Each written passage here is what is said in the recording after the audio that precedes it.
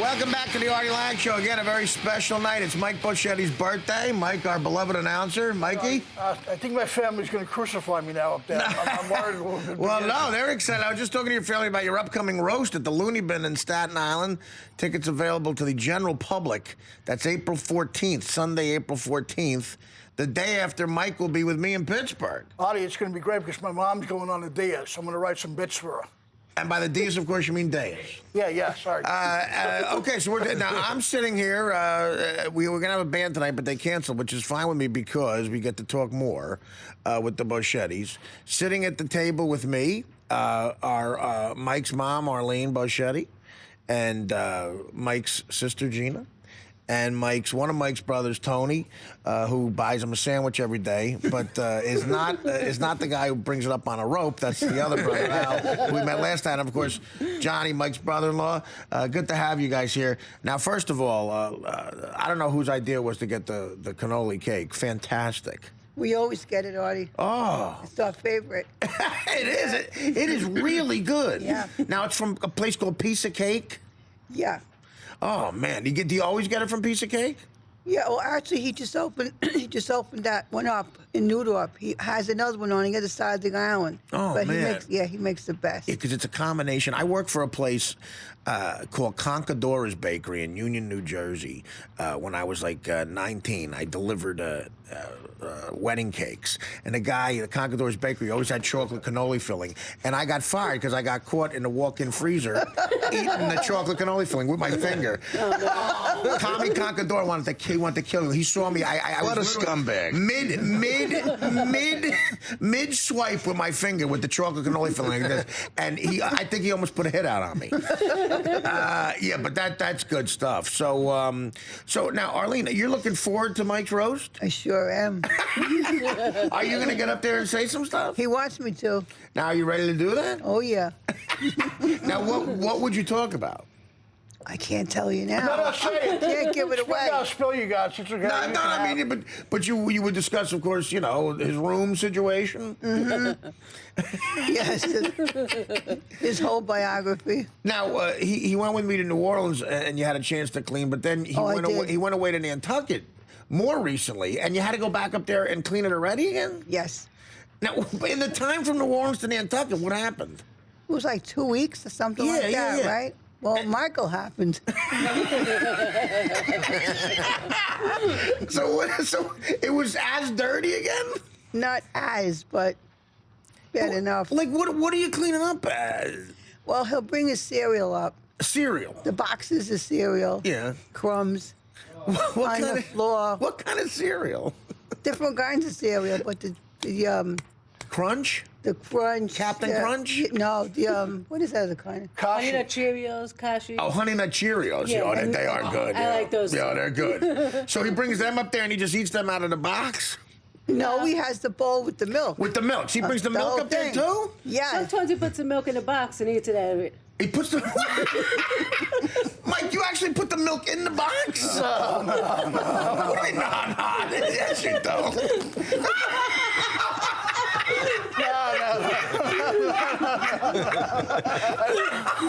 No. I'm taking the Fifth Amendment. It's the funniest thing I've ever seen in my life. Mike was laughing so hard his crown came off. What do you mean, nah? You tell the truth. Tell the truth. I mean, we've all been there. Okay, I may have carried a pint of a half gallon of milk. So what do you do? So because you don't want to carry the milk up, will you go down to the do you ever go downstairs or someone bring it up to you? I bring it up on my own. Now, when does someone go... So sometimes he'll put it in the box at night, so he doesn't have to carry the milk up too. Yeah, it's too much to carry. Right, it's too much to carry. I mean, that's fine. We get it. So you put it in the box. Does it ever leak? Is it milk tight? Yeah, right. It's not milk tight. No, occasionally I spill stuff a lot. It's like a trail That's what my of mother got to dairy clean too. products She's got to through clean your that house. out. Oh my God! So Miss Bush. So in other words, you go out, you buy the cereal, you buy the milk.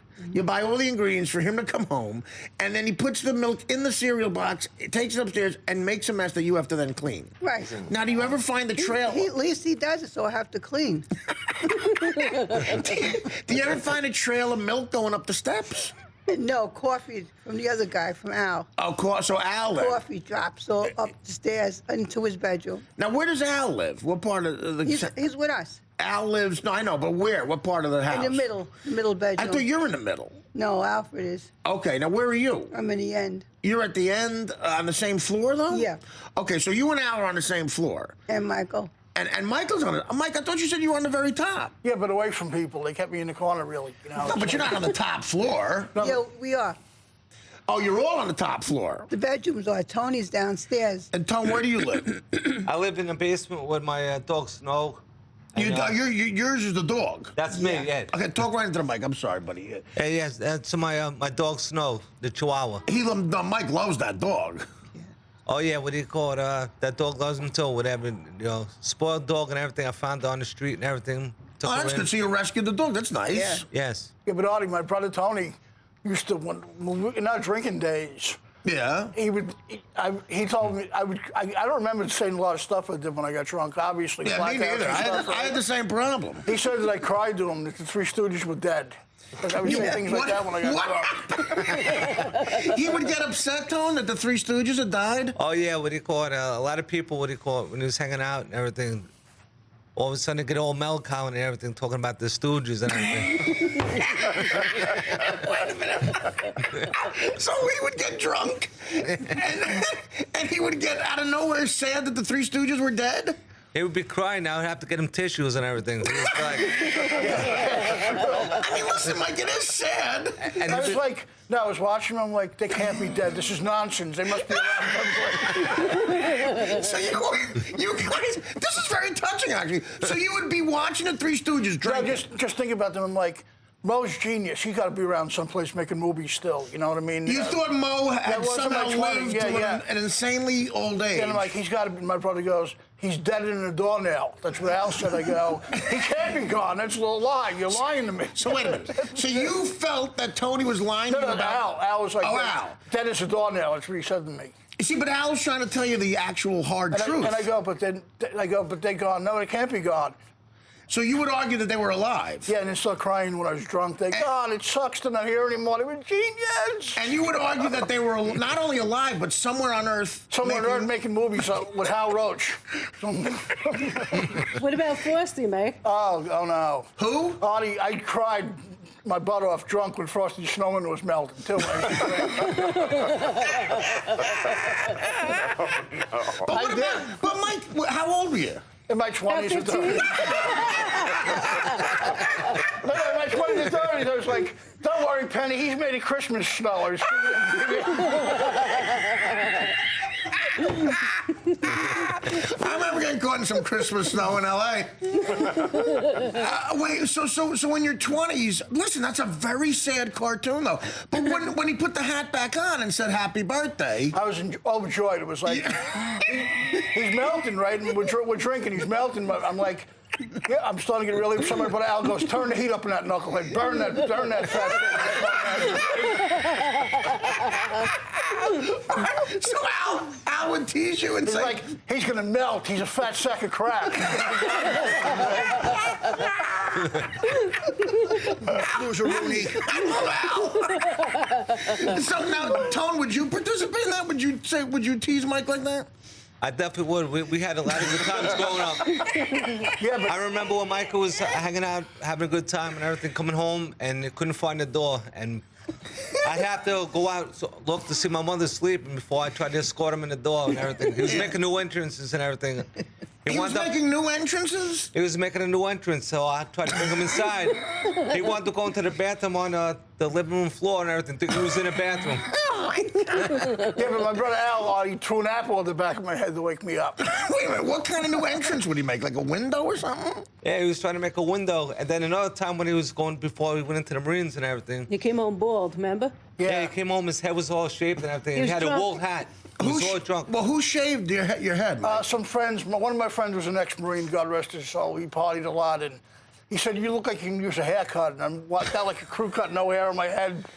I did that to myself once. I bet someone that I wouldn't shave my head, and I ended up shaving my head. It was terrible. It was horrible. It was all but blotchy. this was like in May, when it was like, it was starting to get hot around the summertime. I worked in a gas station, and I was going to get sunstroke. My head was so bald, right? Yeah. So all they had in the gas station was a wool purple ski hat. I had to wear that all day at work, right, that day. A family full of kids came into the station, they were going to point at me, laughing at me. Wait, now, did you think anything else? So you would cry that the Three Stooges had died, and you claimed they were still alive somewhere making movies. You cried over Frosty dying? Oh, yeah, and one of the last times I stopped drinking was, I think this stopped me. Well, almost stopped me. I drank a little bit after that, but we were at a family block party, right? Right. And I was drunk, crying about my boyhood in Sicily. But you Well, I had never never left America. But you had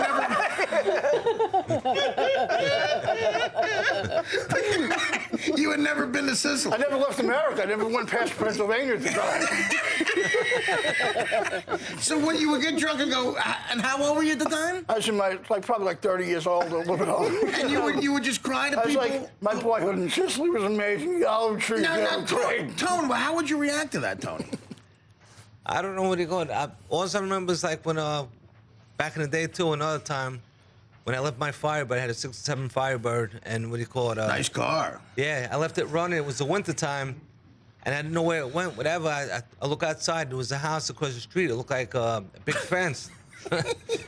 Mike almost took the fence down and everything. So now I know what he called. I had to keep my keys. What he called away from Michael, like a little kid or something. Wait a minute. So he took your car For a spin, yeah, I got in the car. I was running like... a spin that was what 30 yards? A spin? No, the spin was like... No, but I was like, this is a cool car. I'm going to take a spin in this thing. He's inside. He won't know, you know what I mean, right?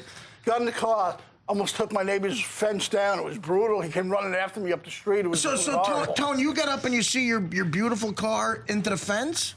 No, I came outside. I thought it was stolen, and all of a sudden I see him when I came outside. Michael chirped the wheels and almost knocked the house across the street's fence down. After that, I had to hide the keys on him and everything because... You know, because he heard me peeling out of the driveway with his car.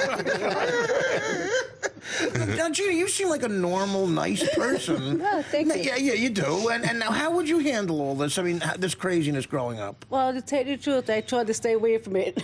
You did, I didn't right? bring nobody home that much because I was embarrassed. You were. Because it's not, when you have nutty brothers. Yeah, three crazy ones. My sister was a little embarrassed by a lot of stuff I did, too. She was. I mean, it's crazy.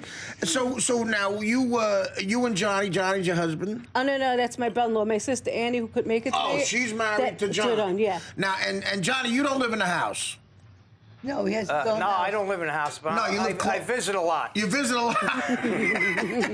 And now, Gina, you live in the house? Yes. And now, what do you do?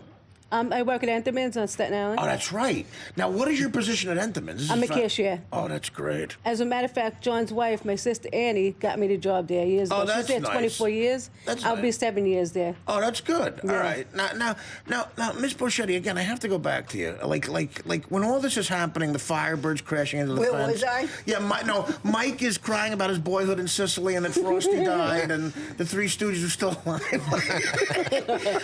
Just how hard would you clutch onto the rosary beads at church?